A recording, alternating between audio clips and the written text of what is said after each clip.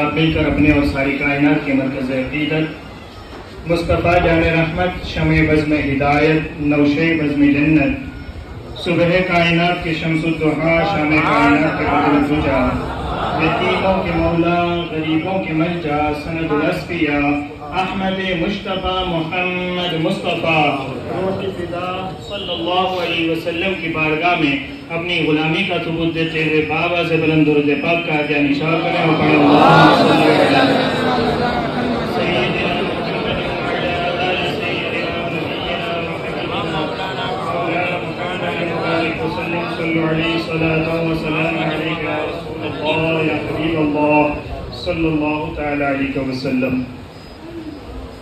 جن آیت کریمہ کو تلاوت کرنے کا شرف حاصل کیا، اللہ تبارک و تعالی ان کی روشنی میں مجھے حق کہنے، آپ تمام حضرات کو حق سننے، ہم سبھی کو اس پر عمل کرنے کی نیک توفیق عطا فرمائے۔ امام عشق و محبت سرکار سید سند اشرا امام احمد رضا محدث بریلوی رحمۃ اللہ تعالی علیہ ارشاد فرماتے ہیں، لحد میں عشق رخ شہ کا داغ لے کے چلے۔ لحد کس کو بولتے ہیں؟ قبر کو۔ قبر میں جانا ہے، سب نے جانا ہے۔ امام کہتے ہیں لحد میں کیا لے کے جائیں گے؟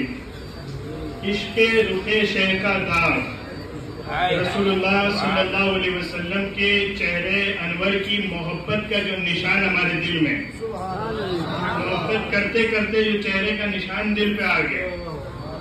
لحد میں عشق رخ شہ کا داغ لے کے چلے، اندھیری قبر سونی تھی چراغ لے کے چلے۔ اندھیری قبر سونی تھی چراغ لے کے چلے، اور تیرے غلاموں کا نقش قدم ہے راہ خدا۔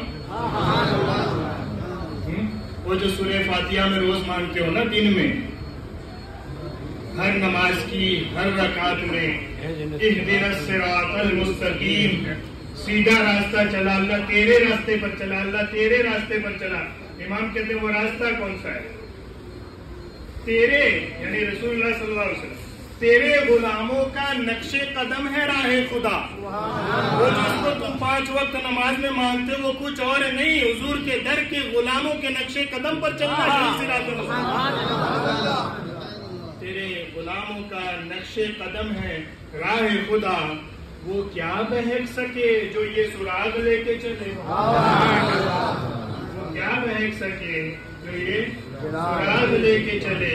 اور کہنے والے خود مجدد ہیں تو ہم یہ تو کہہ ہی سکتے ہیں کہ چھوٹا موٹا سراغ ہو تب بھی آدمی راستہ پا لیتا ہے، جہاں 1000 سال تک روشن ہونے والا نور ہو، 1000 سال کا مجدد ہو، اس کے قدموں میں آیا بیٹھا ہو، تو پھر گارنٹی ہے کہ یہی صراط مستقیم ہے۔ اللہ تبارک و تعالی جل جلالہ وعم نوالہ وعظم شانہ ولا الہ غیرہ اپنے کلام پاک میں ارشاد فرماتا ہے، اللہ ان اولیاء اللہ لا خوف علیہم ولا هم یحزنون۔ اس کا ترجمہ آپ سے کرواؤں تو آپ بھی کر دیں گے، تو اس لیے سبحان اللہ بنتی ہے نا، میں سمجھ آ رہی ہے ورنہ بولتے ہوں کہ بھئی ترجمہ بھی کریں گے، سمجھ آئے گا تو بولیں گے، یہ تو سب کو معلوم ہے نا۔ اللہ ان اولیاء اللہ لا خوف علیہم ولا هم یحزنون۔ سنو خبردار، بے شک اللہ کے ولیوں کو نہ کسی چیز کا خوف ہے نہ کسی چیز کا غم ہے۔ الذین آمنوا وکانوا یتقون، اللہ کے ولی کون؟ فرمایا وہ جو ایمان لائے اور تقوی پر قائم ہو گئے، متقی بن گئے، اللہ سے ڈرے، اللہ کے سوا کسی سے نہیں ڈرے، ہے نا۔ ایک تو یہ ان کو پہلے کہا کہ ان کے لیے کوئی خوف نہیں کوئی غم نہیں، ہے نا، کہ ایمان لائے اللہ سے ڈرتے اور کسی کا نہ خوف نہ غم، تو پھر کچھ ملتا ہے ان لوگوں کو؟ کہاں ملتا ہے نا۔ زندگی ساری گزار دی، ہم جیسے تو سارے اپنے جیسے انسانوں سے ڈرتے رہے، کسی عہدے والے سے ڈرتے رہے، اس نے پوری زندگی گزاری ہے صرف اللہ سے ڈر کے اور کسی سے نہ ڈر کے، تو کیٹیگری تو بدلی، عمل تو زیادہ ہوا، کوئی انعام بھی ملا؟ فرمایا ہاں سارے انسانوں کی بات نہیں، لیکن جو اس راہ میں ہیں، جو اللہ کے ولی ہیں، جنہیں خوف و غم نہیں ہے، جو ایمان لائے ہیں، جو صرف اللہ سے ڈرتے ہیں، تو پھر انعام کیا ہے؟ لہم البشریٰ فی الحیات الدنیا وفی الآخرہ، محبوب انہیں بشارتیں سنا دیجئے اس دنیا کی بھی اور آخرت کی بھی، اس دنیا کی بھی اور آخرت کی بھی۔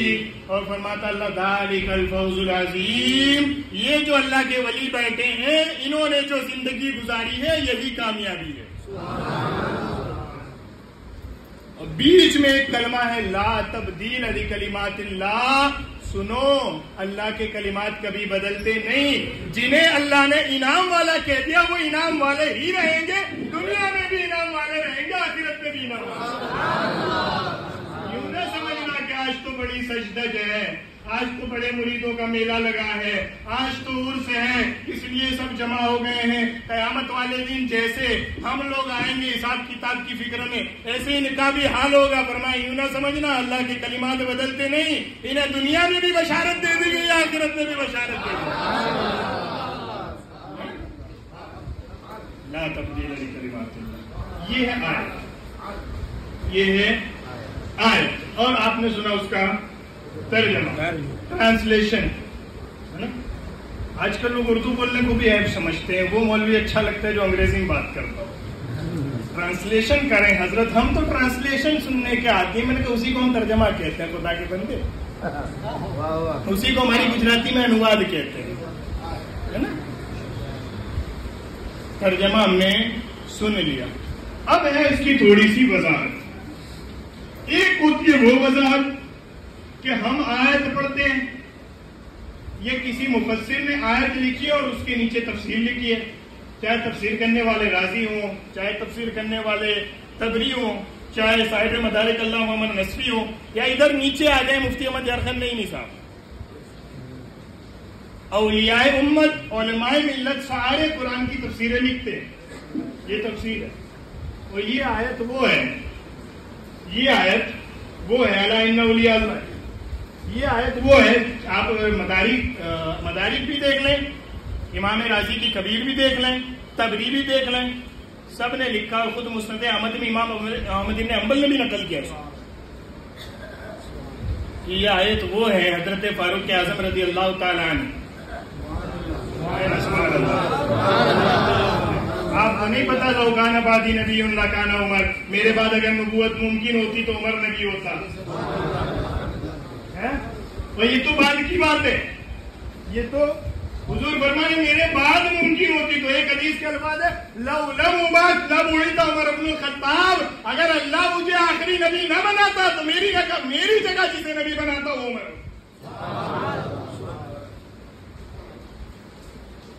ان الشیطان لا یخاف منک یا عمر، عمر میں نے دیکھا ہے جس راستے سے تو گزرتا ہے شیطان راستہ بدل لیتا۔ فاروق اعظم کی بات کر کے آپ کو کچھ لطف حضرت مجدد کے یہاں بیٹھ کے بھی نہ آئے تو ہم کیا کر سکتے ہیں؟ وہ امام ربانی حضرت مجدد الفسانی وہ ہے جس کا سلسلہ نسب 31 واسطوں سے حضرت فاروق اعظم تک۔ حضرت مجدد الفسانی فرماتے ہیں میرے سامنے سنت کے خلاف کام نہ کیا کرو۔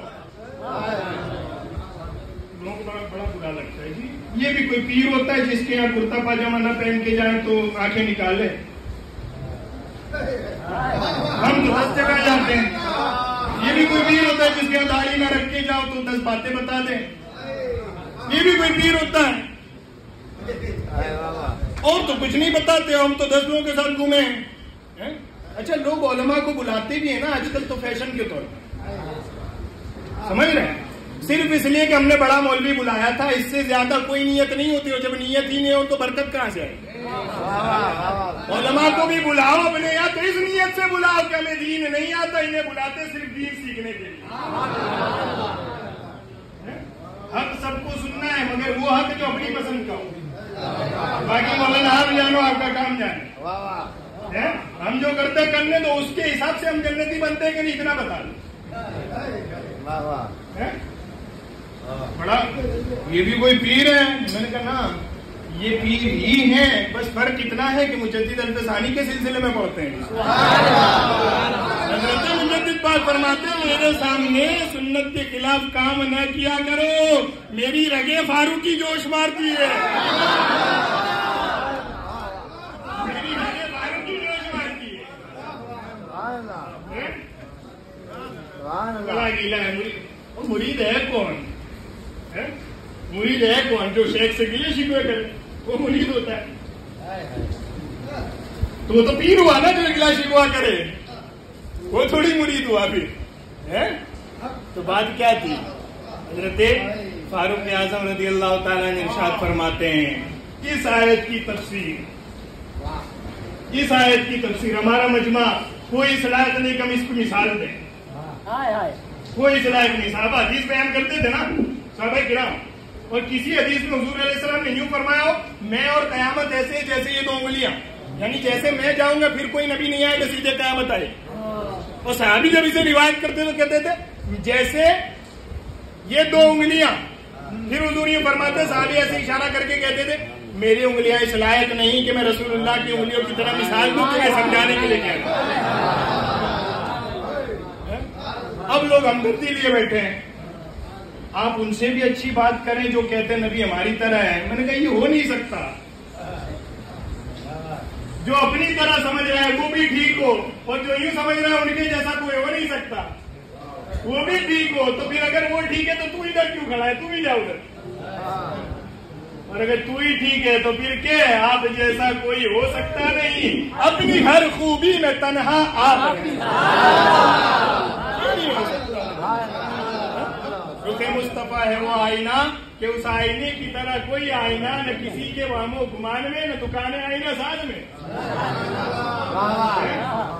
حضرت فاروق اعظم فرماتے ہیں میں رسول اللہ صلی اللہ علیہ وسلم کی بارگاہ میں بیٹھا ہوں, صحابہ کرام کا مجمع لگا ہوا ہے, آیت کریمہ کی بات چل رہی ہے اور حضور علیہ السلام اس کی تفسیر فرما رہے ہیں.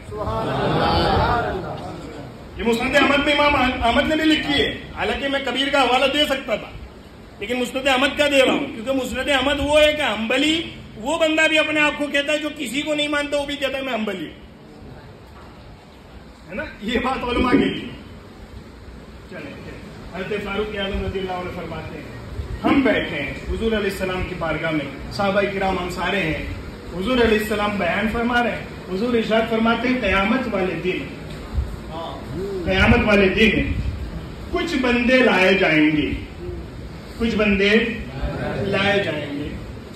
اور کیا ہوگا؟ فرمایا انہیں اتنی عزت, انہیں اتنا اکرام, انہیں اتنا مرتبہ, اتنے انعامات سے نوازا جائے گا کہ وہ جو انبیاء کرام اور شہداء اعظام, حدیث مبارکہ کو مفہومی انداز میں بیان کر رہا ہوں تاکہ ترجمہ اور تشریح مجھے الگ الگ نہ کرنی پڑے, دونوں ایک ساتھ آپ کو مفہومی انداز میں بتا رہا ہوں. حضرت فاروق اعظم کہتے ہیں حضور علیہ السلام فرمانے لگے کہ قیامت والے دن کچھ لوگ آئیں گے اتنا انعام سے انہیں نوازا جائے گا کہ وہ جو انبیاء کرام اور شہداء اعظام, شہیدوں اور نبیوں کے لیے جو تخت لگے ہوں گے وہاں بیٹھے بیٹھے انبیاء اور شہید آپس میں بات کریں گے یہ لوگ نبیوں میں سے تو نہیں ہیں. شہید عرض کریں گے جی نبیوں میں سے نہیں اور ہم شہداء میں سے بھی نہیں ہیں. یہ لوگ نبیوں میں سے نہیں ہیں اور ہم شہیدوں میں سے بھی نہیں ہیں. ایسا تو یہ لوگ کیا کر کے آئے کہ ان کو اتنا انعام سے نوازا جا رہا ہے؟ اس کو بڑا مرتبہ نہ سمجھیں کہ مطلب انبیاء کرام کا چھوٹا مرتبہ ان کا نہیں. بادشاہ کے دربار میں بلا تمثیل بادشاہ کے دربار میں وزیر کی کرسی لگی ہو, کسی کو بہت زیادہ انعام ملے تو وزیر پوچھتا تو ہے نا کس نے کیا کیا ہے, کہ وزیر تو میں ہوں. تو اس سے اس کا مرتبہ بڑھ نہیں جاتا, پوچھنے والے کے پوچھنے سے اس کی عظمت کا پتہ چلتا ہے. یعنی یہ بندے اتنے عظیم ہوں گے کہ انبیاء جن کی باتیں کریں گے قیامت میں. اور صحیح حدیث پڑھ رہا ہوں یہ مسند احمد سے. تو عمر کہتے ہیں ہم لوگ حضور کی بارگاہ میں بیٹھے ہیں, حضور فرماتے قیامت والے دن کچھ بندے لائے جائیں گے, اتنا انعام دیا جائے گا, اتنا انعام دیا جائے گا. انبیاء کرام اور شہداء آپس میں بات کریں گے ان کو کس بات کا انعام مل رہا ہے,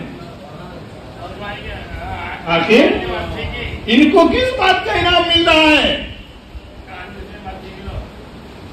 حضور علیہ السلام ارشاد فرماتے ہیں, حضرت عمر کہتے ہیں اس کے بعد حضور علیہ السلام نے ارشاد فرمایا جب وہ آپس میں بات کریں گے اللہ فرمائے گا, حضور علیہ السلام ارشاد فرماتے ہیں کہ ان کے چہروں پر نور ہوگا. ان کو جن ممبروں پہ بٹھایا جائے گا وہ ممبر بھی نور کے ہوں گے, اور کیوں بٹھایا جائے گا. میرے آقا صلی اللہ علیہ وسلم حضرت عمر کہتے ہیں حضور ارشاد فرما رہے ہیں یہ بندے وہ تھے کہ جب اللہ کی بات کرنے میں لوگ ڈر گئے تھے, یہ نہیں ڈر رہے تھے. جب اللہ کی بات کرنے کے جرم میں سزا ملتی تھی تو لوگ غمزدہ ہوتے تھے, یہ نہیں ہوتے تھے. اس کا انعام انہیں اتنا بڑا ملا ہے اور اب بھی تمہیں سمجھ نہیں آ رہی. حضرت عمر کہتے ہیں حضور نے فرمایا یہ وہی بات تو ہے جو اللہ نے فرمائی ہے, الا ان اولیاء اللہ لا خوف علیہم ولا هم يحزنون. یہی تو قرآن کی آیت ہے کہ حشر میں بھی ان کے لیے نعمتیں ہی نعمتیں. کچھ سمجھ آ رہی ہے؟ مجمع صحابہ کرام کا ہو, آیت قرآن کی ہو, تفسیر حضور بیان فرما رہے ہو, اور بات جن کی ہو رہی ہے یہ وہی تو ہے جن کے آستانہ پہ ہم آئے بیٹھے ہیں.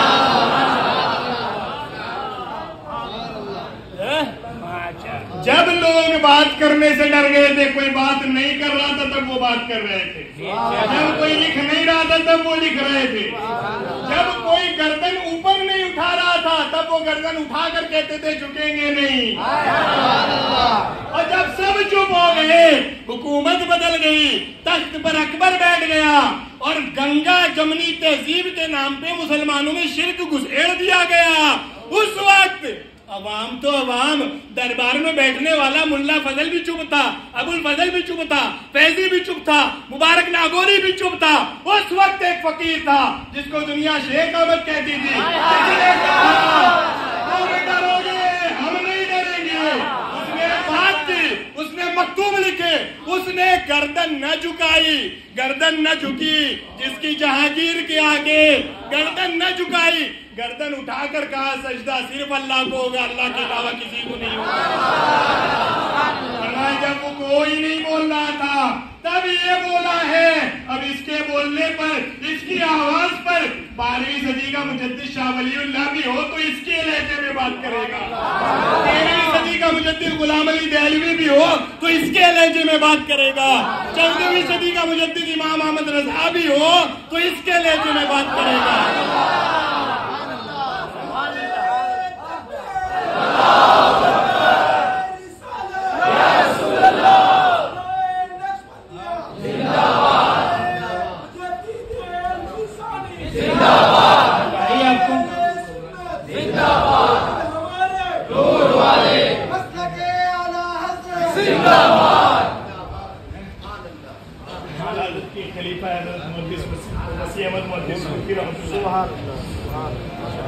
وسیع احمد محدث صورتی رحمۃ اللہ علیہ استاد ہیں حضور حافظ ملت کے.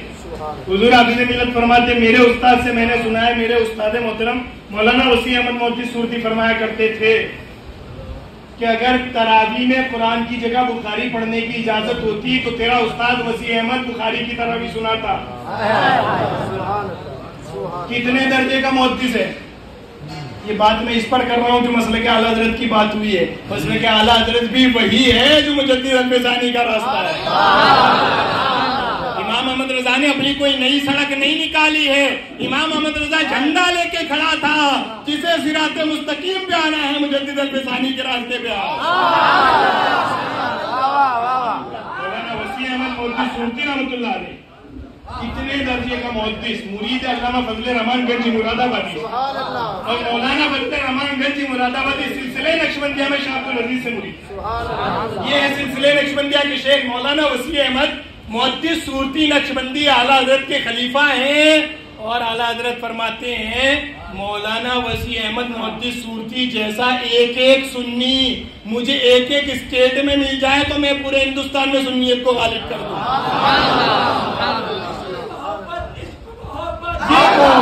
یہ کون بے ایمان تھا جس نے یہ بات اڑائی کہ احمد رضا مجدد الفسانی کو نہیں مانتا یا مجددی احمد رضا کو نہیں مانتے. ہم تو احمد رضا امام احمد رضا کو امام مان کر ان کے قدموں میں بیٹھے ہی اس لیے ہیں کہ مجدد الفسانی کا سچا وارث تو یہی ہے. اور مولانا وسیع احمد, یہ تو اعلیٰ حضرت نے کہا نا کہ مجھے وسیع احمد جیسا ایک ایک سنی مل جائے ایک ایک اسٹیٹ میں, مولانا وسیع احمد نقشبندی جیسا, تو میں سنیت کو غالب کر دوں. تو مولانا وسیع احمد مودودی صورتی کہتے ہیں ہم مرید تو نقشبندی سلسلے میں گنج مراد آباد سے ہیں لیکن سنی بریلی والوں نے بنایا ہے. وہ جو بات پہلے ہوئی نا تلوار عشق کی ہو تو دو نہیں کرتی ایک کرتی ہے. امام احمد رضا کا عشق مجدد کے قدموں میں لے کے آتا ہے. بات کیا تھی؟ تفسیر حضور علیہ السلام نے ارشاد کی یہ آیت ہے اور تمہیں اب بھی سمجھ نہیں آ رہی قیامت والے دن یہ کون لوگ ہوں گے جن کے چہرے نور والے ہوں گے. ایک جز ہو گیا اس آیت کا الا ان اولیاء اللہ لا خوف علیہم ولا هم یحزنون. انہیں نہ کسی چیز کا خوف ہوتا ہے نہ غم. خوف کتنا نہیں تھا کہ بادشاہ اکبر تخت پہ تھا تب بھی خوف نہیں تھا. اکبر مر گیا جہانگیر آیا تب بھی خوف نہیں اور غم نہیں تھا. خوف کس چیز کا ہوتا ہے؟ کسی آنے والی چیز کا. اور غم کس چیز کا ہوتا ہے؟ کچھ ہو گیا ہو اس کا ہوتا ہے نا. کوئی تکلیف آ گئی کوئی مصیبت آ گئی کوئی اس کا غم ہوتا ہے یار ایسا نہیں کیا ہوتا تو اچھا ہوتا. وہاں سے ٹرین نہیں چھوٹتی تو ہم اتنے بجے یہاں آ جاتے. غم اس کا ہوتا ہے نا. ایک طرف تو خوف نہیں ہے کہ وقت کے جابر کے آنکھوں میں آنکھ ڈال کر حق کی بات کی جا رہی ہے. اور یہ بھی سنیں حدیث مبارکہ میں آقا ارشاد فرماتے ہیں سب سے بڑا جہاد ظالم حکمران کی آنکھ میں آنکھ ڈال کر کلمہ حق کہنا ہے. تو مجدد الف ثانی بھی ہے اور مجاہد اکبر بھی ہے نا. ایک تو خوف ہوتا ہے تو خوف تو بالکل نہیں تھا. گردن نہیں جھکائی یہاں تک کہ قاضی نے کتابیں بھی جوا دی کہ حضور ایسی مشکل گھڑی میں جب بادشاہ تلا ہوا ہو کہ یا تو گردن جائے گی یا سجدہ کرو اس گھڑی میں کچھ لمحوں کے لیے سجدہ تعظیمی جائز ہو جاتا ہے. حضرت مجدد پاک نے فرمایا یہ مسئلہ عظیمت کا نہیں ہے. یہ مسئلہ ہے عام بندوں کے لیے ہے. اللہ نے جس کو اتنا مرتبہ دیا وہ اس کے لیے نہیں ہے. میرے لیے تو حکم یہی ہے مجھے ہے حکم ازا لا الہ الا اللہ. خوف اتنا ہے. خوف نہ ہونے کا عالم یہ ہے اور غم نہ ہونے کا عالم کیا ہے؟ جب سجدہ نہیں کیا سجدہ تعظیم تو جہانگیر نے کہا ان کو قید میں ڈالا اور آپ نے صرف اتنا سنا ہوگا قید میں ڈالا. جائیداد ساری ضبط کر لی. یہاں تک کہ جس مکان میں شہزادے رہتے تھے خواجہ محمد معصوم وغیرہ وہ مکان بھی ضبط کر لیا اور ان کو مکان سے باہر نکال دیا. گھر کی جو کتابیں تھی لائبریری حضرت مجدد الف ثانی کی وہ کتابیں کچھ لے گئے کچھ چلا دی. آپ کیا سمجھتے ہیں ایسے ہی سب ہو جاتا ہے. بات میں آگے لا رہا ہوں اس پہ سب جلا دیں اور در بدری کا عالم ہے. گھر بچوں کے لیے یعنی صاحبزادگان کے لیے کوئی گھر بھی نہیں ہے. کسی مرید کے ٹھہرے ہوئے وہاں سے خط لکھے ہیں ابا حضور عالم یہ ہے. اور ہمیں سب سے زیادہ فکر گھر اجڑنے کی بھی نہیں ہے کتابیں ضائع ہونے کی بھی نہیں ہے. ہمیں فکر ہے آپ کو چھڑانے کی تو ہم لوگوں کے یہاں جا رہے ہیں بار بار. کوئی بڑا عہدیدار کوئی بندہ جو بادشاہ کو منا سکے اور آپ کی رہائی کی کوشش کر لے آپ کی رہائی ہو جائے گی اس کی ہمیں سب سے زیادہ فکر ہے. حضرت مجدد الف ثانی کا وہ مکتوب جو شہزادوں کے نام آپ نے جیل سے لکھا ہے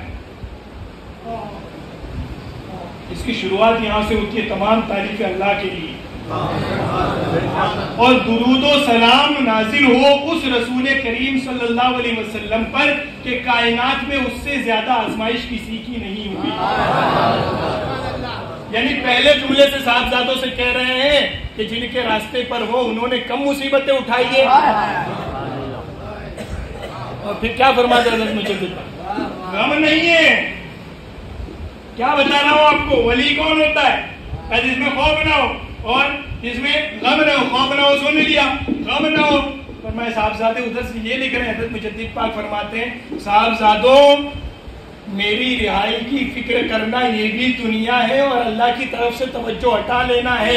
میری رہائی کی فکر نہ کرو. میں جیل میں رہوں یا باہر رہوں تمہارے پاس گھر ہو یا نہ ہو کتابیں ہو یا نہ ہو وطن میں رہو یا وطن سے نکال دیے جاؤ جس حال میں بھی رہو اگر اللہ تم سے راضی ہے تو پھر کسی چیز کا غم نہیں.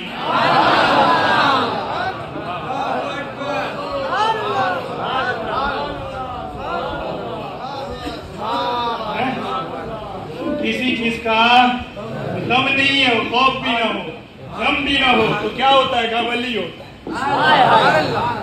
ہے، ولی ہوتا ہے۔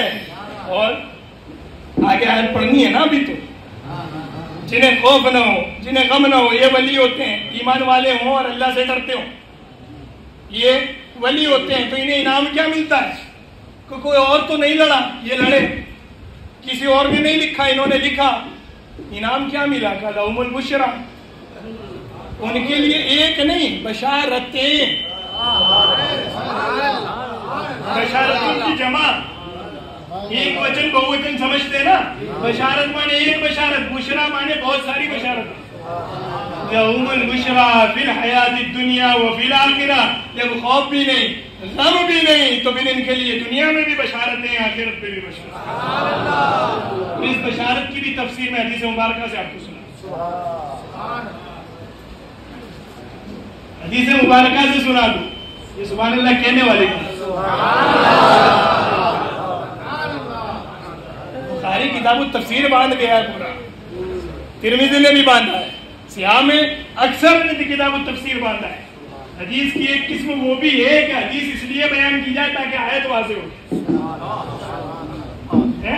تفسیر القرآن بھی حدیث اس کو کہتے ہیں، قرآن کی تفسیر حدیث سے، یعنی قرآن جس محبوب پر نازل ہوا وہی خود بیان فرمائے اس کی مراد کیا ہے۔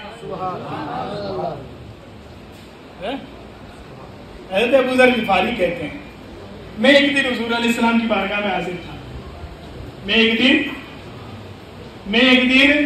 حضور علیہ السلام کی بارگاہ میں حاضر تھا۔ میں نے سوال پوچھا، یا رسول اللہ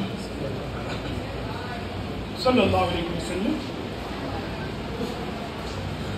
ایسا کیا ہوتا ہے کہ بندہ عمل تو اللہ کے لیے کرتا ہے، بندہ عمل تو نیک کام تو اللہ کے لیے کرتا ہے، مگر لوگ اس سے محبت کرنے لگتے ہیں؟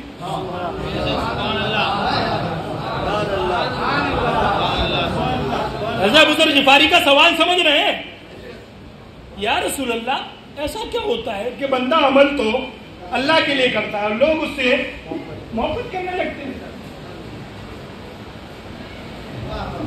سمجھ آ رہی ہے؟ کیا حضرت مجدد الفسانی کی نظر میں یہ تھا کہ 400 سال بعد کچھ لوگ بیٹھے ہوں گے جو میرا نام لیں گے، چلو ان کی وجہ سے ہم یہاں اکبر سے بات کریں؟ نا، کیا تھا؟ اللہ کی رضا، اللہ کے دین کی سربلندی، رسول اللہ صلی اللہ علیہ وسلم کے دین کی عظمت، اور کچھ نہیں تھا نا ان کی نظر میں۔ پھر کیا ہوا؟ انہوں نے تو کیا اللہ کے لیے، لوگ 400 سال بعد بھی ان کا نام لے کے بیٹھے۔ یہ حضرت ابو ذر غفاری کے سوال کو میں ایکسپلین کر رہا ہوں۔ اور یا رسول اللہ ایسا کیا ہوتا ہے کہ بندے عمل تو اللہ کے لیے کرتے ہیں اور صرف اللہ کے لیے کرتے ہیں اور کوئی نیت ان کی ہوتی بھی نہیں ہے، ایسے مخلص بندے ہوتے ہیں اور لوگ ان سے محبت کرنے لگتے ہیں، ایسا کیا ہوتا ہے؟ میرے آقا صلی اللہ علیہ وسلم ارشاد فرماتے ہیں، ابو ذر تو نے آیت نہیں پڑھی؟ الا ان اولیاء اللہ لا خوف علیہم ولا هم يحزنون، ولی وہ ہیں جن میں خوف بھی نہیں، غم بھی نہیں، جو ایمان لائے، متقی ہوئے۔ لہم البشریٰ فی الحیات الدنیا، اس دنیا کی زندگی میں ان کے لیے بشارتیں ہیں۔ تو وہ جس کو تو بشارتیں آیت میں پڑھ رہا ہے نا، یہ جو لوگوں کے دل میں ان کی محبت ہے، یہی تو دنیا کی بشارت ہے کہ تو عمل ہمارے نام پہ کر کے جائے گا، تو قبر میں چلا جائے گا، مگر تیرا گنبد اتنا اونچا کریں گے کہ 500 سال بھی ہو جائے تیرے نام پہ لوگ جمع ہوتے رہیں گے۔ یہ کیا ہوتا ہے؟ حضرت ابو ذر غفاری کہتے ہیں، میرے آقا ارشاد فرماتے ہیں، ابو ذر وہ جو اللہ کے ولیوں کو دنیا کی بشارت کی جاتی ہے وہ یہی ہوتی ہے کہ وہ اپنا کام اللہ کے لیے کر کے چلے جاتے ہیں، اللہ اس بدلے میں قیامت تک لوگوں کے دلوں میں ان کی محبت ڈالے۔ اور یہ تو ابھی پھر دنیا کی بات ہوئی ہے، ان کے لیے بشارتیں دنیا میں، وہ بالآخرت والے کا تو ایک جزو ادھر بھی بیان ہوا، پہلی والی ہے، اور اس کے بعد بھی اللہ کیا فرماتا ہے؟ لا تبدیل لکلمات اللہ، شک نہ کرنا کہ یار یہاں تو ان کا اتنا ہو گیا، ادھر کچھ نہیں ہوگا، فرمایا اللہ کی کلمات بدلتے نہیں۔ جس نے اللہ کے سوا کسی سے نہ ڈرتے ہوئے زندگی گزاری، اللہ کے سوا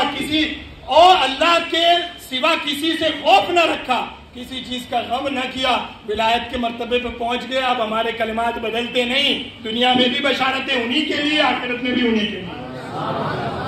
اور باقی ہم جیسے جو ہے وہ کیا تم تو پہلی ہو، جو جس سے لگ جاتا ہے پا لیتا ہے۔ بھائی نعمتیں خالی ولیوں کو تھوڑی ملتی ہے، ہم کو بھی تو ملتی ہے، ایک کہاں سے ملتی ہے؟ فرمایا ملتی تو انہی کو ہے جو جس سے لگ جاتا ہے لے جاتا ہے۔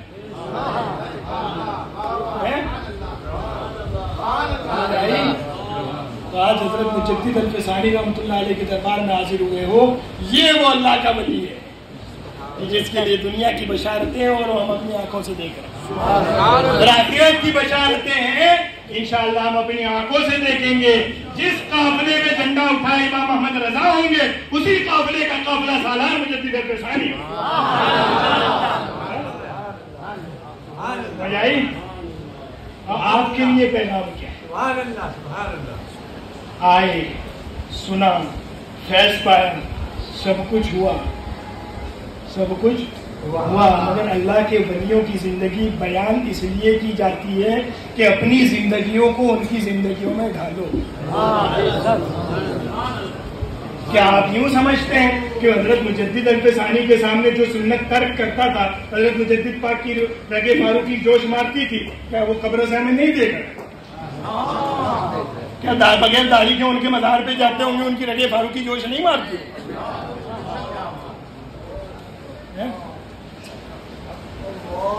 ان کی زندگیاں بیان کیوں ہوتی ہے؟ کہا عمل کرنے کے لیے کہ اپنی زندگیوں میں کچھ وہ بات پیدا کرو، کیونکہ کچھ بھی سب کچھ آ جاتا ہے نا پھر۔ تم ان جیسے تھوڑی ہو سکتے ہو کہ اکثر کے آنکھوں میں آنکھ ڈال لو گے، مگر کچھ تو ہو، کچھ تو وہ پیغام کیا ہے؟ آپ کے دور کے حالات کچھ اس سے مختلف نہیں ہیں اب، جیسے کہ حضرت مجدد الفسانی کے دور کے حالات تھے۔ ہمارے گھر کی لڑکیوں کا حال یہ ہو جا رہا ہے کہ غیر مسلموں کے ساتھ آئے دن روزانہ کی خبر ہے کہ شادی ہو رہی ہے، آئے دن روزانہ کی خبر ہے کہ کہیں کوئی مسلمان چندہ دے رہا ہے کہ آپ مورتی بنا لیں۔ اس کی پرستش کرنا اگر شرک ہے تو اس کو بنانے میں مدد کرنا شرک نہیں ہے؟ اور یہ بھوت چڑھتا اسے ہے جس کے پاس اقتدار، جو 2 کوڑی کا پولیٹیشین بنتا ہے نا، وہ سب سے پہلے سب سے سستے داموں میں جو اپنی چیز بیچتا ہے وہی مانتا ہے۔ ہمیں تو جانا پڑتا ہے صاحب، ہم پولیٹیشین ہیں، ہم نہیں اٹھائیں گے تو کون اٹھائے گا؟ میں نے کہا بے ایمان، تو نہیں بھی اٹھائے گا، دنیا میں ذلیل ہو جائے گا، ٹھیک ہے، آخرت کی عزت تجھے ملے گی۔ اور آج اٹھا کے اگر کسی مشرک نے تیرے لیے تعریف کے 2 کلمے کہہ بھی دیے تو ہمیشہ کی جہنم تیرے لیے۔ آپ کے دور کے حالات وہ بنتے جا رہے ہیں کہ آپ کو شرک کے ساتھ ملانے کی کوشش کی جائے گی۔ میں ڈیٹیل میں نہیں جاتا ہوں، ورنہ کل کی نیوز میں آپ کو بتا سکتا ہوں۔ کل دہلی میں جو کچھ ہوا، ایک صاحب مسجد میں پہنچے، مدرسے میں پہنچے، وہ ساری باتیں انہوں نے کی۔ آپ سے بھی کہا جائے گا ٹھیک ہے، ہمیں آپ سے کوئی تکلیف نہیں ہے، بس آپ اسلام کی یہ چیزیں چھوڑ دیں، آپ یہاں رہیں، کوئی ہمیں تکلیف نہیں ہے۔ اس وقت حضرت مجدد الفسانی کی زندگیاں یاد کرنا، مجدد الفسانی ہونا تو بڑا مقام ہے، کوئی ان کا غلام مجددی بن کے دکھائے تو بھی کامیاب ہو جاتا ہے۔ زمانہ وہ ہے کہ سچے مجددی بن جاؤ، سچے سنت اور شریعت پر عمل کرنے والے بن جاؤ۔ زمانہ وہ ہے کہ دنیا تمہیں شرک میں مبتلا کر دے گی، دنیا تمہیں بدعت کی طرف کھینچ لے گی، اس سے پہلے سنت اور ایمان کے راستے پر چلے۔ تو وہ کون سا راستہ ہے؟ وہی جو حضرت مجدد الفسانی سمجھائی۔ اس لیے آپ کے لیے پیغام ہے، ولیوں کی زندگیاں اور اسے محبت ہی ہمارا ایمان ہے، ان جیسی زندگی گزارنے کی کوشش کرنا، یہی ہماری کامیابی ہے۔ ذالک الفوز العظیم، سنو یہی کامیابی۔ ٹھیک ہے. اللہ تبارک و تعالیٰ کی بارگاہ میں دعا ہے کہ ہمیں سننے سے زیادہ عمل کرنے کی توفیق عطا فرمائے. جو کچھ میں نے کہا حق ہے، درست ہے، صحیح ہے، اللہ کی توفیق سے ہے. جو کمی ہے، کوتاہی ہے، غلطی ہے میری اپنی ذات کی وجہ سے، اللہ معاف فرمائے. استغفر اللہ ربی من کل ذنب و اتوب الیہ. السلام علیکم.